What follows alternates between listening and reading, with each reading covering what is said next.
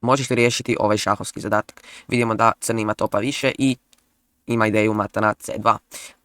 Ako želimo pobijediti ili remizirati, moramo jedini šah odigrati, a to je dama a8. I sada kralj ide na c7.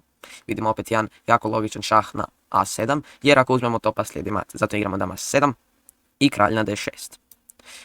Sad imamo još jedan šah, a to je dama d7. No na dama d7 kralj dolazi na e5.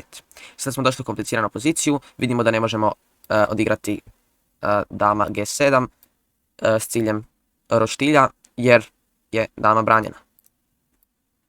No, mi možemo odvući damu, vidimo da su dama i kralj na istoj dijagonali a1, h8 i zato možemo odvući damu, tako da igramo lovac b2, dama ne može dati mat, više nema mata, osim na b4, ali dama se ne može maknuti i nakon što dama pojede na b2, to je jedini potez, ili igrati d4, znači ostati na toj dijagonali, slijedi dama g7 i kada se kralj pomakne na primjer d6, mi uzimamo damu i vratili smo materijal.